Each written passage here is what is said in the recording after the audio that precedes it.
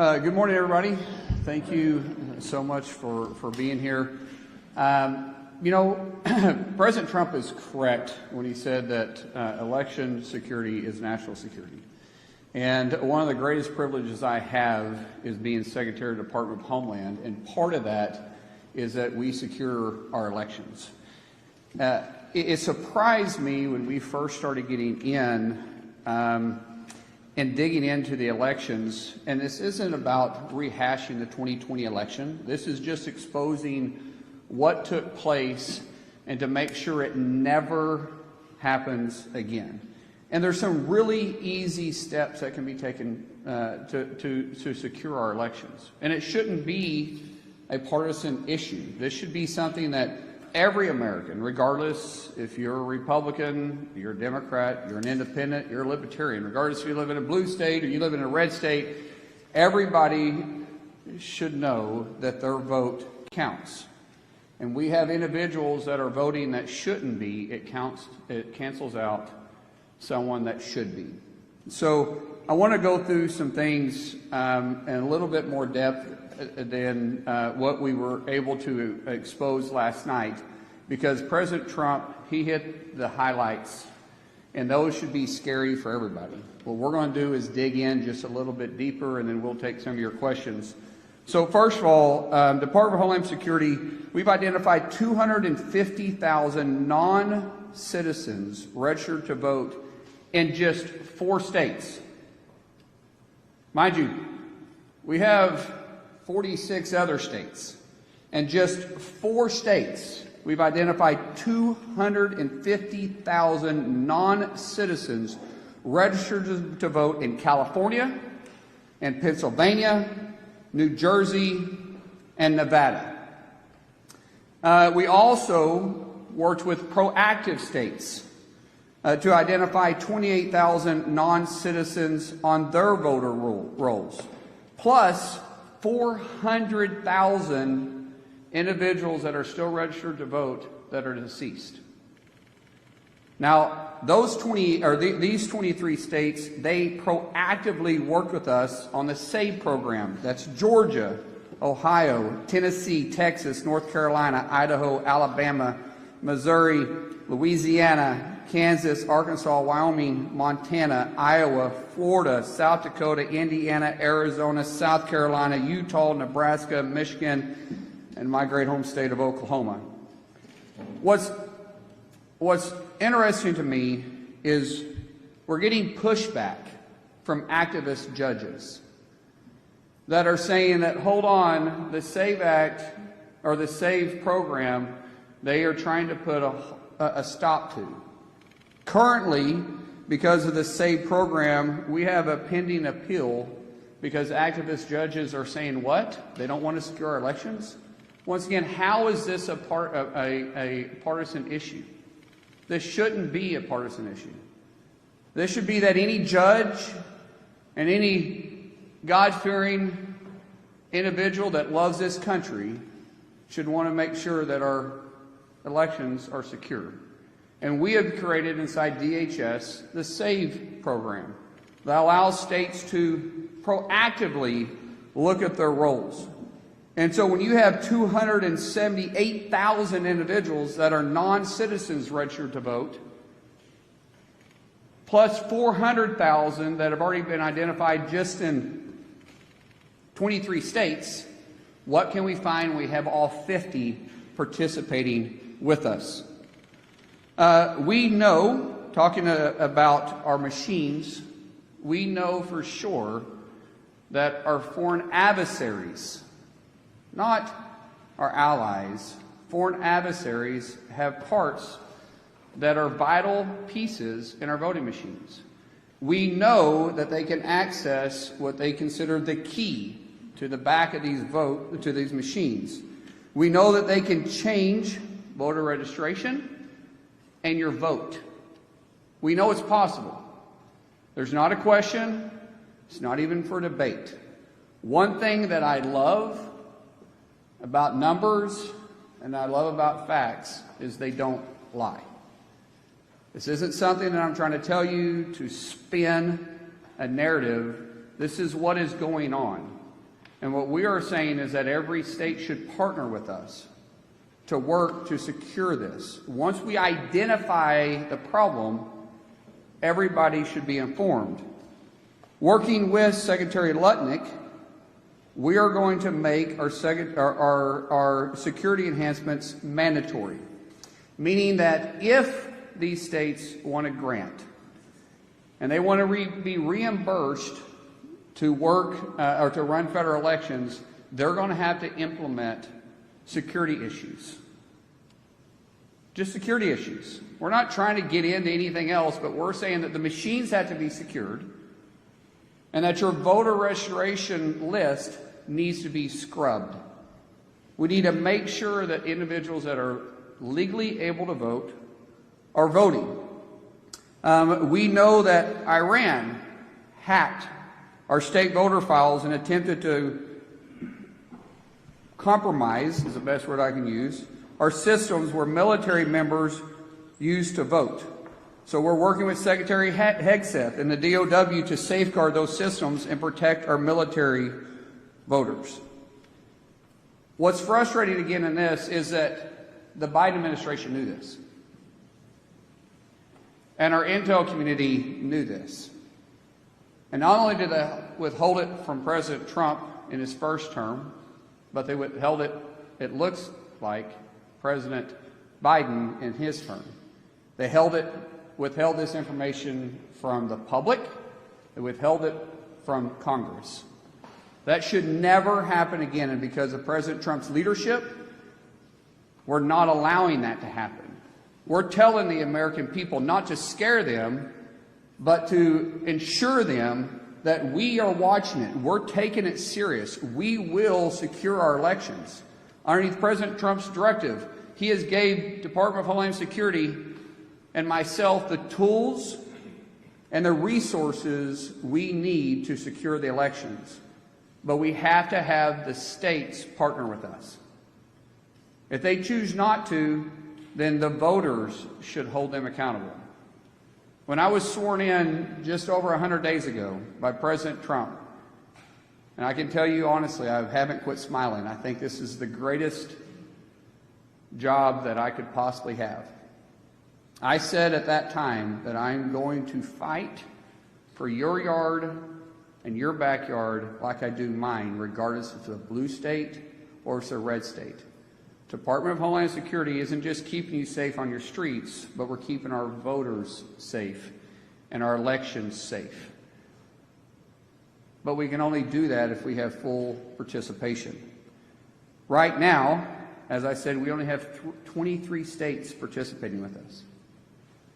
Out of just 4 blue states, to repeat that number, we found 250,000 non-citizens registered to vote. So for us, we're going to take proactive and reactive measures.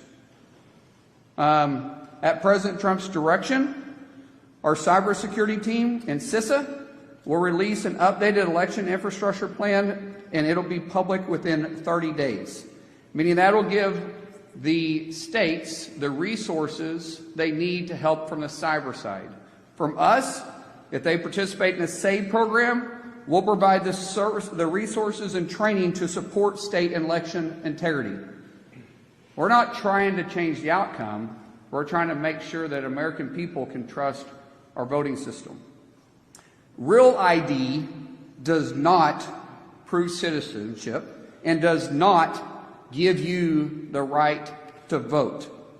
You must be a U.S. citizen and you must be eligible to vote. Before and after the election, we will scrub all election records looking for illegal aliens and those who are ineligible to vote, including those that somehow voted, yet they were deceased. If you're illegal and attempted to vote, or you tried to vote illegally for someone else, we will find you and we will charge you. Illegal voter registration and illegal voting both carry penalties up to 5 years in prison and up to $250,000 in fines.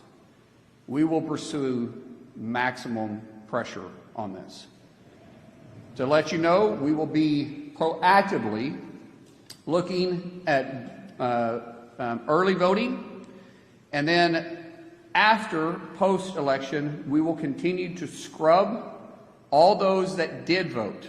Those states that don't participate with us, they have public records of those that voted, which is where we found the 250,000 from the 4 states that don't participate with us. We will go through those records one by one, and we will pursue everybody. We will make sure that people know they can trust our elections. If states want the grant funding, to recap, they must secure the elections. I want to thank President Trump's proactive approach to this. He has put together a remarkable team that not only is informing the public about what's going on, but we're also informing Congress, we're informing our states, and we're going to secure our elections. States must be aware of the real threats for voter registration and the system breaches. And I do want to reemphasize the system breaches. Our machines are vulnerable. There are steps that can be made right now that can secure those. I would ask not just the public, but the media. That question should be asked of blue states, because we have red states participating with us. We have some red states that aren't.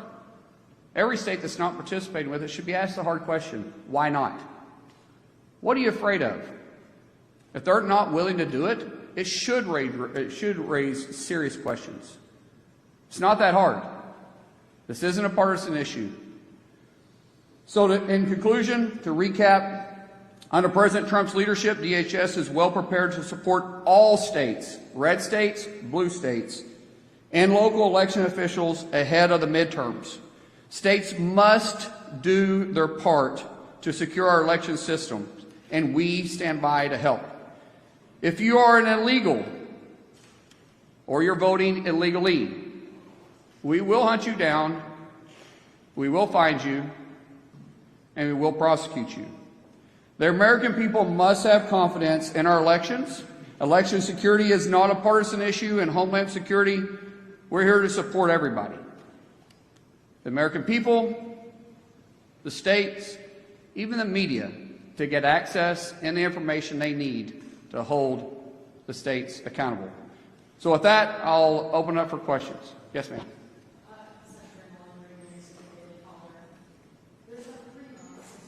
I think I like the Daily Caller better than the Daily Mail. I really don't like the Daily Mail. Yeah. There's not 3 months until midterm elections. I'm sure people are watching President Trump's speech last night, they're watching their remarks today, and they're feeling uneasy about casting their vote in the midterm elections. Can you ensure that the midterm elections will be secure? First of all, great question. Thank you. When we start talking about can we ensure that the midterm elections are going to be secure? Yes, we absolutely can build confidence in the American people, but the states have to do their part. I will tell you, if the states that choose not to participate with the state program and they choose not to participate in securing the elections, we will make sure that we make those states a priority to look at who voted in their states and hold then the election officials accountable. If the election officials, once we gave them the information they need to secure their elections, and they chose not to, then those individuals can also be held accountable by fines, by penalties, and even, depending on how far it goes, prison time. Let me get the follow-up question, and I'll get to you guys. Hold on one second. Yes. The president has mentioned that there were intelligence officials who covered this up and kept it from him, from President Biden. Do you have an estimate of how many intelligence officials were involved in this? There's no question the intelligence community from the FBI, CIA, and even other places within DHS, not underneath President Trump's leadership, but that was underneath the Biden administration, kept it from President Trump and the American people in Congress. We are currently going through those lists. We will hold each one of them accountable. Some people aren't here. Some people are no longer in the agencies. Those that are, we will be held accountable. Those that abused their role in this, will definitely be held accountable, because there is no excuse if you purposely disobeyed the law and you purposely went around statute, then you have an accountability. You have a legal reason to be held accountable. Yes, sir. Yeah.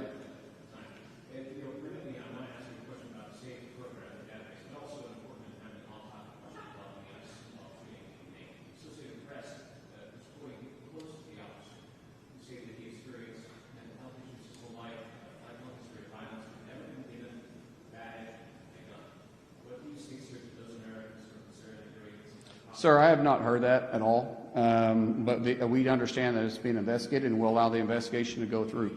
That's all I'm going to say about that. Secretary. Yes. Hi, thank you so much. Yes. Thank I got back here in the back. you. Thank you, guys.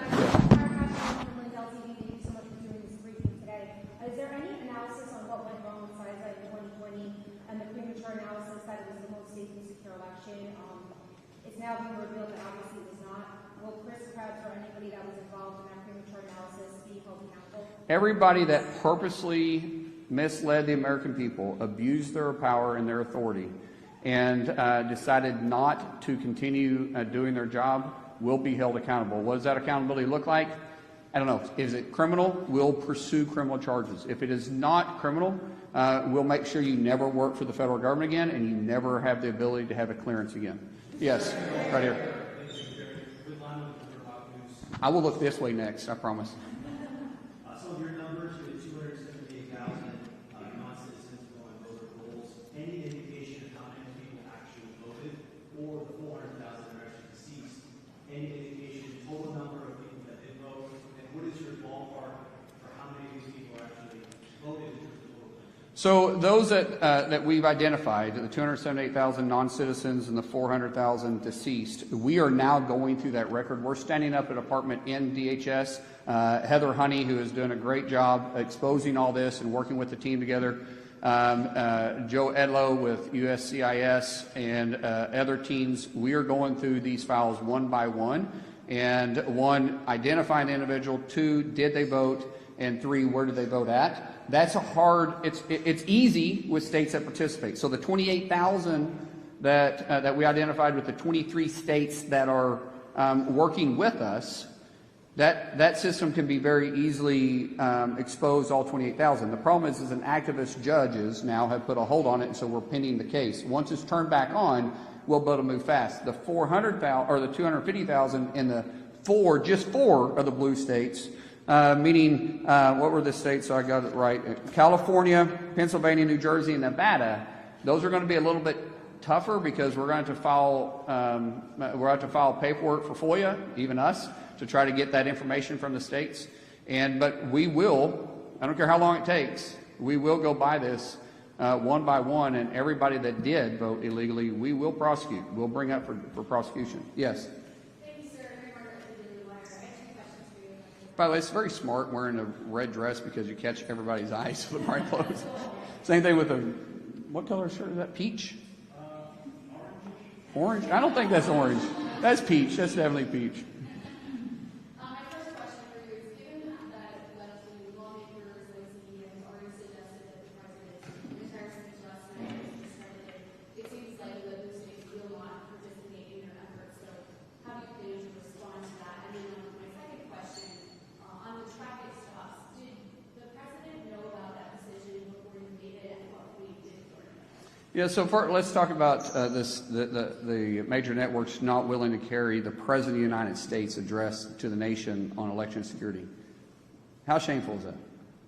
I think it was ABC, NBC, and I don't know if CBS. Did CBS carry it? Anybody? CBS carried it. So ABC and NBC not carrying that? Why? What are they trying to cover up? Why wouldn't they want to inform the American people? Why are they calling themselves a news outlet if they're not actually trying to put the news out there? We wasn't giving spin on the election. The president wasn't trying to relitigate what happened in 2020, although he definitely could at this point. The president was giving facts, what we have exposed, what the Biden administration covered up, what the intelligence community held from the American people, Congress, and the executive branch, and we're putting it out there. And yet, 2 major networks didn't want to cover it. I think the question really should say why.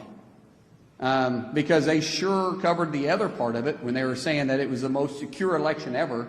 What facts did they have? Because they didn't have facts. They were taking someone's word for it. President Trump gave facts. Today we're giving facts. When you start talking about the President and I are very close. I was texting with him this morning. He and I are there's no daylight between us and the enforcement. And in fact, we have ramped up our enforcement and our arresting illegals. Just to give you some numbers on this so everybody knows, and I want to get them correct, so I brought them with me. Last year total in 2025, we deported, now these are not including self-deportations. These are just ones that we had to go through. We had to arrest, we had to go through the system, and we had to deport, and they tried to stay inside the country and they had no legal status to do it. 442,637 total deported last year in 25. To date, well, these are yesterday's numbers. We have 403,294 that we've done in 2026. Our arrests are up. We're hitting single-day records every single day. But what we've done is I've turned down the temperature of the stove to try to get it correct without boiling over. We're trying to perfect our ability to work with local law enforcement, state law enforcement, and get illegals and criminals off our streets. 70% of the arrests we do daily are felons or have pending felony charges. 70%. We should all be able to work together with that. Total removals is 3 million. Total removals, 3 million. 1.4 total aliens have been, since we've been put in place, have either volunteered to be deported, yet we paid for them, or we forced them. But as I said, total removals have said, hey, we're leaving the country and did it on themselves was over 3 million. Yes.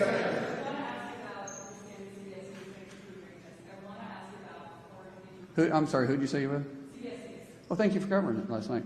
Absolutely. I want to ask about foreign interference in our elections, but just first, since you mentioned turning down the temperature, what assurances can you give Americans that ICE officers will face consequences if they violate DHS's use of force policy?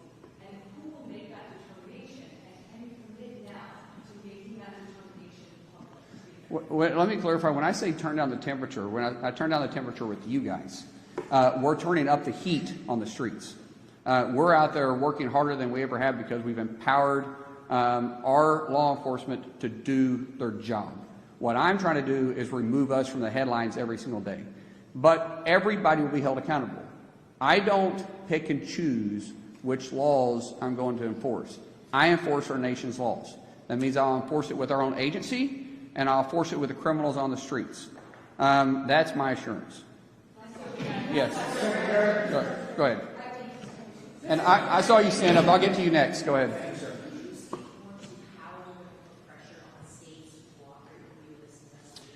Yeah.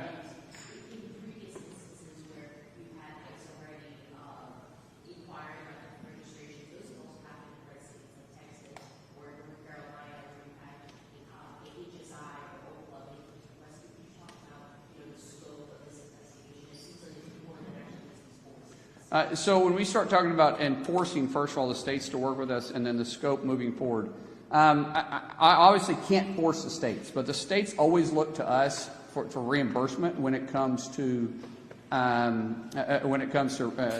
with the elections. It's expensive to put on an election. I mean, think about every precinct in every county and then statewide.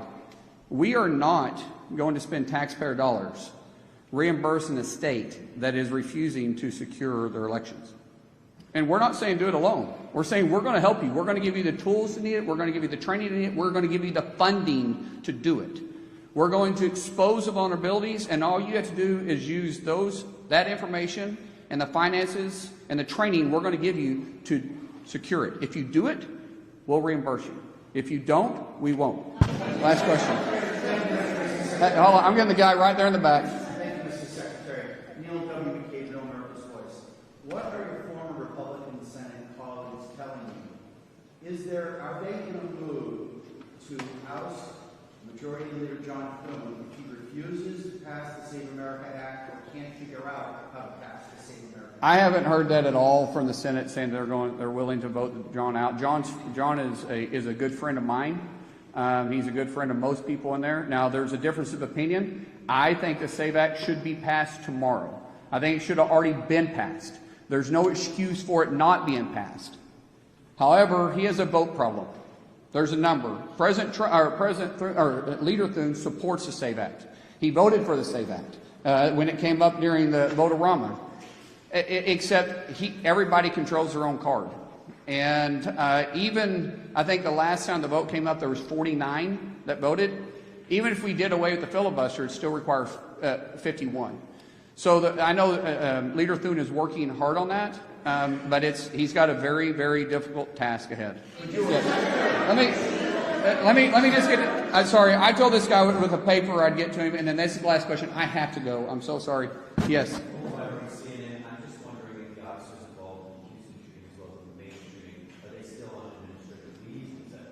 Why any investigation that is going through, I don't care which law enforcement, I don't care if you're local PD, if you're county, if you're state, or if you're federal. When there's a shooting involved, standard practice is that individual goes on administrative leave while the investigation is going through. And we do it the same way. So thank you guys so much. Appreciate it.